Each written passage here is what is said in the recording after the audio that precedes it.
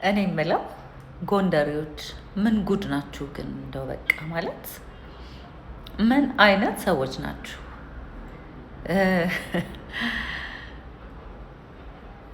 በዚህ አመት ለመጀመሪያ ጊዜ ነው ለጥምቀት ጎንደር የሄድኩት እና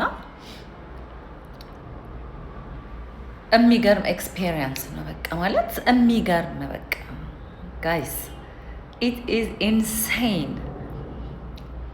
ከኤርፖርት ጀምሮ ኤርፖርት ከደረስን ሰዓት ጀምሮ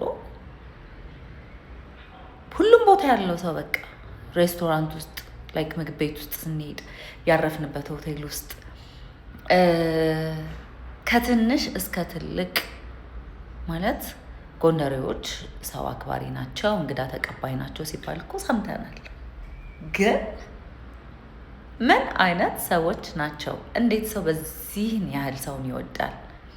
ማለት ፍቅራቸው፣ አክብሮታቸው፣ ቅድሚያ መስጠታቸው፣ ሰው እንዲመቸው የሚጥሩት ጥረት እኔ አላቅም። እኔ እንጃ የሆነ ኢንተግሪቲ ያላቸው ሰዎች ናቸው። በቃ ሰውን ማክበር፣ ሰውን መውደድ፣ ለሰው ክብር መስጠት ክብር ዝቅ እንደማያደርግ የተረዱ እንግዳን ማስቀደም በቃ አገራቸው ላይ የመጣ ሰው ተደስቶ እንዲሄድ ማድረግ መቻል እኔ እንጃ ማለት ቃላት እስከማያጥረኝ ድረስ ነው። እና ከወንድሜ ጋር ነበር የሄድ ነው እና ማለት ምንም ኤክስፔክቴሽን የለንም። ሁሌ እንደምናውቀው የሚገርም የጥምቀት በዓል ጎንደር ላይ እንደሚከናወን እናውቃለን። የዛ ተካፋይ መሆን አለብን ብለን ነው የሄድ ነው እና በቃ ከቤቴ ወደ ቤቴ እንደሄድኩ አይነት ስሜት ነው የተሰማኝ። የሆነ ሌላ ቦታ እንደሄድኩ ምንም ነው ያላሰብኩት። ቢካዝ በቃ ፍቅር ናቸው፣ ከፍቅር ነው የተሰሩት።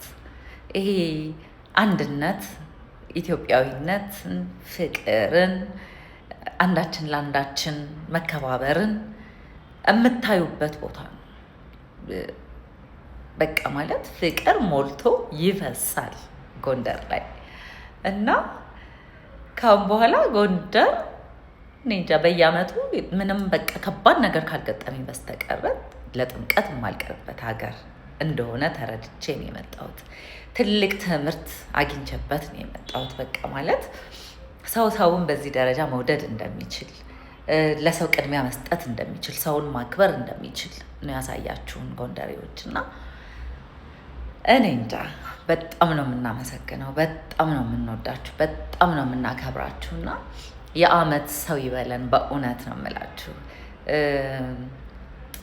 የሆነ በቃ ቤቴ ውስጥ እንዳለው ከጓደኞቼ ጋር እንዳለው ከቤተሰቦቼ ጋር እንዳለው እንዲሰማኝ ነው ያደረጋችሁት። አይ ዶንት ኖ ማለት በወሬ በዝና የሰማሁትን ነገር በእጥፍ በአካል ኤክስፔሪየንስ ማድረግ በቃ ይገርማል ጋይስ፣ በጣም ይገርማል እና በጣም እግዚአብሔር ያክብርልን በእውነት በሰጣችሁን ክብርና ፍቅር እጥፍ ደርቦ ለእናንተ ይስጣችሁ። በጣም ነው የምንወዳችሁ፣ በጣም እናመሰግናለን። ሰው መሆን ዘራችን፣ ፍቅር ሃይማኖታችን ይሁን። ቴንክ ዩ ሶ ማች